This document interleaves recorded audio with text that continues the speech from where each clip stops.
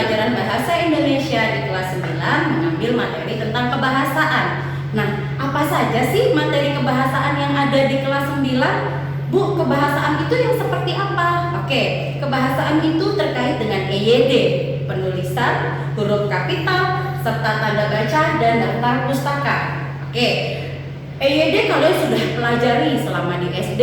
Kemudian penulisan huruf kapital pun sama. Ketika masuk SD ada namanya huruf besar, huruf kecil. Nah, itu terkaitnya huruf kapital. Setelah di SMP kebahasaannya lebih kompleks.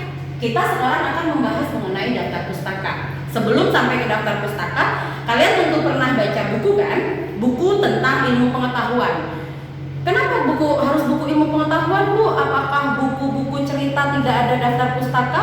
Ya, di daftar pustaka hanya ada di buku ilmu pengetahuan. Ilmu pengetahuan umum boleh kalian cari, ada daftar pustaka. Nah, sekarang daftar pustaka ini letaknya di mana ya? Oke. Tentunya kalian pernah baca di bagian paling awal. Di bagian paling awal ini tertera daftar isi namanya. Bedanya dengan daftar pustaka, daftar isi berisikan tentang apa-apa saja materi atau halaman-halaman yang ada di dalam satu buku. Sedangkan kalau daftar pustaka adalah daftar rujukan ilmu yang ada di sini. Misalkan dalam buku Bahasa Indonesia ada teori tentang puisi. Nah, teori tentang puisi, apakah definisi puisi itu kalian yang membuat? Tentu bukan kan? Ada penelitinya, ada penemunya. Nah, penemunya itu wajib kalian cantumkan di dalam daftar pustaka. Letaknya di mana? Letaknya berada di halaman paling belakang sebuah buku atau sebuah karya ilmiah. Di sini letak daftar pustaka. Baik, di dalam daftar pustaka ada nama-namanya. Nama-nama apa? Nama-nama si pembuat teori yang ada di buku ini. Jadi misal di buku ini ada teori tentang membaca puisi, teori tentang pantun. Nah, orang-orang yang menulis teori itu wajib kalian cantumkan di sini. Nah, apa saja Bu yang ada di sini dan bagaimana cara membuat daftar pustaka? Baik, di sini Ibu akan menjelaskan mengenai cara membuat daftar pustaka. Jadi sebelum kita membuat daftar bagaimana cara membuatnya, jadi daftar pustaka itu adalah daftar rujukan. Kata kuncinya adalah daftar rujukan. Rujukan terhadap ilmu yang ada di dalam sebuah buku tersebut. Baik, sekarang cara membuat daftar pustaka. Daftar pustaka ini terdiri dari beberapa jenis, terdiri dari beberapa nama-nama, terdiri dari beberapa identitas. Ada nama, ada tahun, ada tempat, ada judul. Bu, susah Bu menghafalnya. Baik, Bu Tiwi punya rumus cara mengingat daftar pustaka yang gampang. Rumusnya na, ta, ju, ko, pe. Oke, sama-sama ya. Na, ta, ju, ko, pe. Na, ta, ju, ko, pe. Na, ta, ju, ko, pe. Jadi kalian cukup ingat ini saja nih kalau mau membuat daftar pustaka. Baik, sekarang kita satu-satu. Apa sih Bu singkatan ini? Oke, singkatan ini sudah sesuai dengan struktur daftar pustaka. Baik, yang pertama, nah. Nah, di sini adalah nama penulis.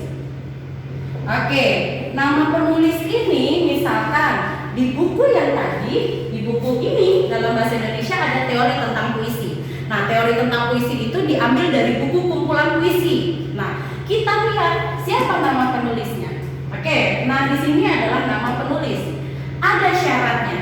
Apa syaratnya? Syaratnya yang pertama, nama harus dibalik. Bagaimana sih Bu caranya? Baik, misal ada 3 suku kata. Ada Purnomo, Estu, Tri. Nah, dibalik bagaimana cara membaliknya? Cara membaliknya yang depan pindah, yang belakang pindahkan ke depan. Bagaimana caranya? Tri, Purnomo, Estu. Begini caranya. Ini penulisan untuk di daftar pustaka. Jadi kalau di daftar pustaka nama penulis harus dibalik, dibaliknya belakang pindahkan ke depan. Syarat yang kedua, diberi tanda koma. Oke, tanda komanya kalian letakkan di mana? Setelah nama dibalik, di sesudah Tri, Purnomo Estu. Jadi ketika kalian di daftar pustaka melihat ada nama Tri Purnomo Estu, maka nama asli penulisnya adalah Purnomo Estu Tri. Begitu ya. Ini untuk nah itu perpanjangan dari nama penulis. Sekarang nata, kita ke ta ini adalah tahun. Buku tentang puisi tadi terbitnya.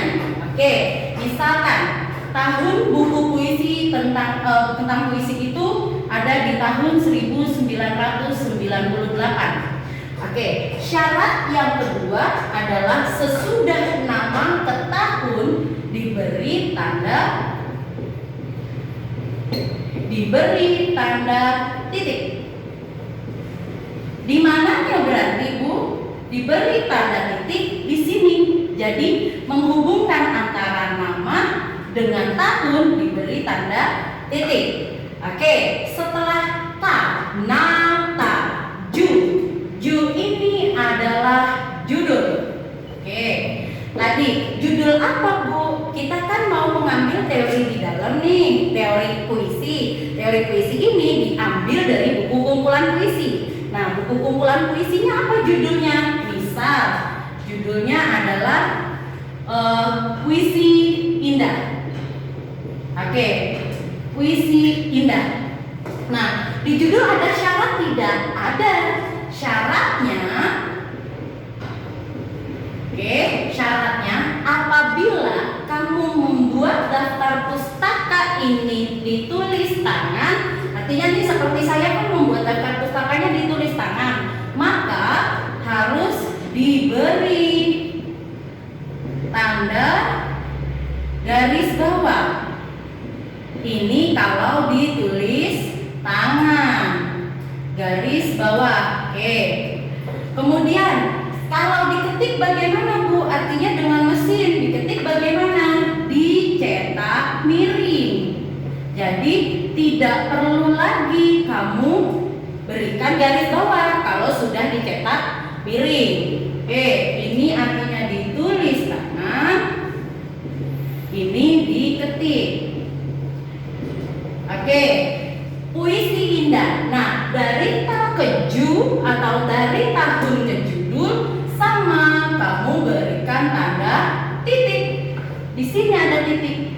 Oke, ini judul. Penghubung tahun dengan judul diberi tanda titik. Oke, setelah ju ada ko. Apa ini ko? Ko adalah kota terbit. Apanya yang terbit? Buku ini, buku kumpulan puisi. Terbitnya di mana? Nah, cara tahunya bagaimana Bu? Kita lihat buku itu ada di paling depan, ada identitas buku. Sesudah cover nih, ini namanya cover. Kemudian sesudah cover ada hak cover, ada cover kedua.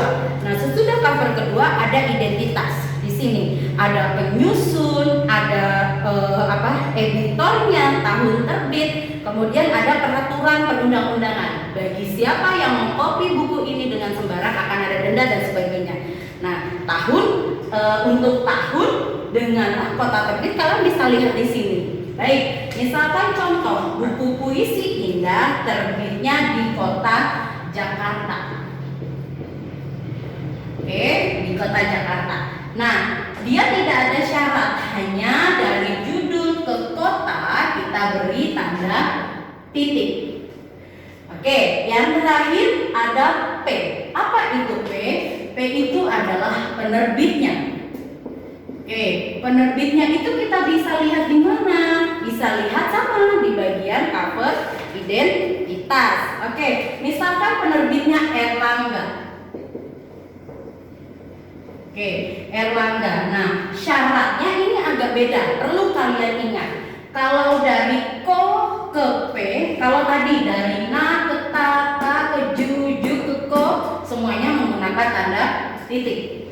Khusus dari ko ke P kita menggunakan tanda titik 2. Ini diingat, hanya ini yang membedakan. Jadi dari kota ke penerbit diberi tanda titik 2. Oke. Jangan lupa di paling akhir kita beri tanda titik. Karena nanti biasanya materi kebahasaan ini ada dalam soal ujian, baik itu ujian sekolah ataupun ujian nasional bagi kelas 9. Nah, yang mengecoh biasanya tanda bacanya nih. Kalian harus cermat serta penggunaan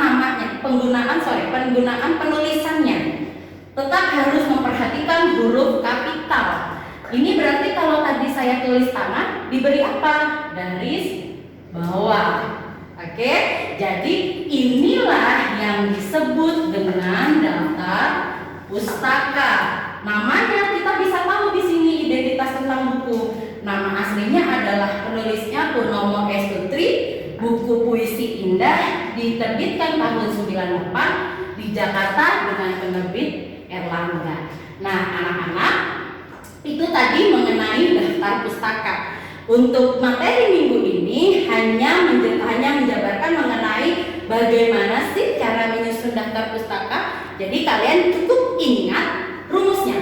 Nata ju kope, nama, tahun, judul, kota, penerbit. Jadi kalian cukup ingat ini, insya Allah kalian akan ingat terus ya. Jadi nggak perlu lagi kalau mau bikin daftar pustaka, aduh susunannya apa ya, nama bagaimana ya, nama dulu atau tahun dulu ya, atau jangan-jangan kota dulu. Nah, kalian cukup hafalkan ini.